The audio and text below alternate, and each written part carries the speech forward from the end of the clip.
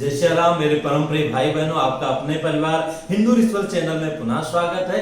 विशेष स्वागत उन भाई बहनों का है जिन्होंने निर्जला एकादशी का व्रत किया, उसमें भी जिन लोगों ने बिना जल के मतलब निर्जला स्वरूप में व्रत किया उनका विशेष स्वागत है।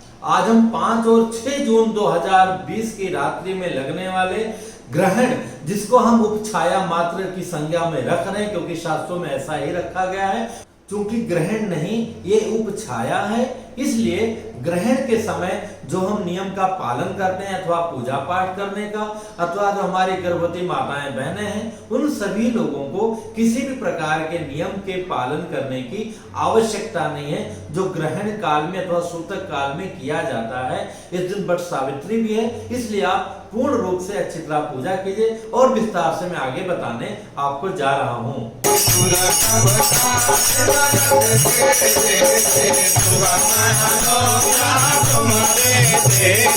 पर उसके पहले माँ मुंबा देवी सिद्धिविनायक भगवान की कृपा से निसर्ग का जो इतना बड़ा बवंडर था, उससे मुंबई ही नहीं पूरे देश में जहां जहां इसका आक्रमण होना था, इस पृथ्वी की अपने देश की रक्षा हुई।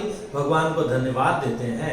लेकिन इसके ऊपर कई सारे कटाक्ष चल रहे हैं, व्हाट्सएप वगैरह में भी चल रहे हैं, ये मजाक उड़ रहा है। ये तूफान भी सोशल डिस्टेंसिंग का प्रयोग करते हुए और जो है निकल गया। निसर्ग से भी बड़ी विपत्तियां मुंबई करों ने कई बार देखा है। गजानन जी और मां मुंबा देवी की कृपा से सदा सब सुरक्षित रहे हैं। छोटी मोटी विपत्तियां आई हैं लेकिन वो इतनी भयावह नहीं थी। हाँ, उनका आक्रमण इससे ज्यादा था, लेकिन लोग इतने घबराए नहीं थे जितना चैनलों की टीआरपी के चक्कर में इस बार जो है मुंबई करे नहीं, पूरे देश के लोग परेशान होकर के हालचाल पूछ रहे थे। इसी तरह से 5 और 6 जून की रात्रि में लगने वाले चंद्र ग्रहण के बारे में जो अल्पज्ञ हैं, अज्ञानी हैं, ज्योतिषी हैं, चैनलों के टीआरपी बढ़ाने के चक्कर में मनगढ़ंत ज्योतिषी और शास्त्रीय सलाह जो है लोगों को बताते फिर रहे हैं, जिसकी कोई भी आवश्यकता नहीं है। ऐसे अज्ञानियों को तो ज्योतिष अथवा पंडित की श्रेणी में रखा ही नहीं जा सकता है। पंडित वो होता है जो आपका समाधान दे, ना कि आपको समस्या प्रदान करे। वस्तुतः चैनल में बैठे हुए चाहे पंडित हैं चाहे दूसरे लोग हैं, ये लोग व्यापारी हैं। अगर कोई भूल से ब्राह्मण भी है और इस तरह की जो है लोगों को गलत जानकारियां दे रहे हैं, तो उसे जो है ब्राह्मणों की संज्ञा में नहीं रखा जा सकता है। 5 जून की रात्रि में 23:16 मतलब 11:16 पर इस ग्रहण का स्पर्श होगा। 24:55 मतलब 12:55 पर इस ग्रहण का मध्य होगा और इस ग्रहण का मोक्ष 26:34 मतलब रात्रि के 2:34 पर जो तारीख के हिसाब से 6 जून लग जाएगा, इस ग्रहण का समापन होगा। पर बंधुओं, ये ग्रहण है ही नहीं, ये उपछाया मात्र है। शास्त्रों में ग्रहण में और उपछाया में बहुत ही अंतर है।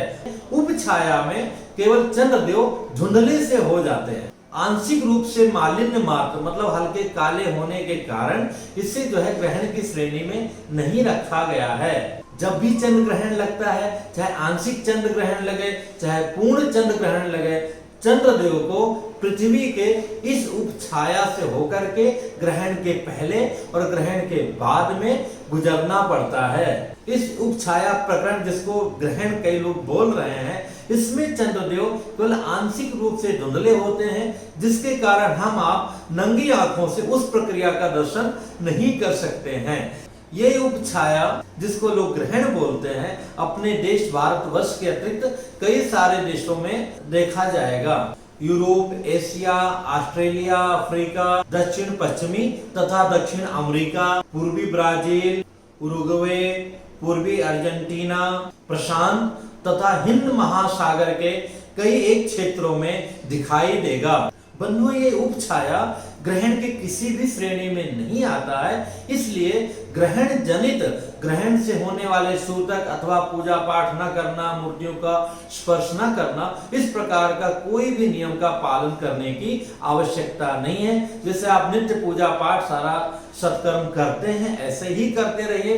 इस दिन पूर्णिमा है, भगवान सत्यनारायण की कथा सुनिए, जो दक्षिण और गुजरात इत्यादि में वट सावित्री माना जाएगा। पूर्ण रूप से वो पर्व मनाइए। किसी भी प्रकार के ग्रहण जनित, ग्रहण में जो नियम का पालन किया जाता है उस प्रकार के नियम के पालन करने की कोई भी आवश्यकता नहीं है। इससे संबंधित जो प्रश्न होगा आप कमेंट्स करके पूछिएगा, मैं बताने का पूरा प्रयत्न करूंगा। व्यक्तिगत प्रश्नों के लिए आप इंस्टाग्राम पर मुझे फॉलो कर सकते हैं, हर वीडियो के नीचे इंस्टाग्राम का लिंक है। फिर मिलूंगा एक नई जानकारी के साथ में। जय सिया राम।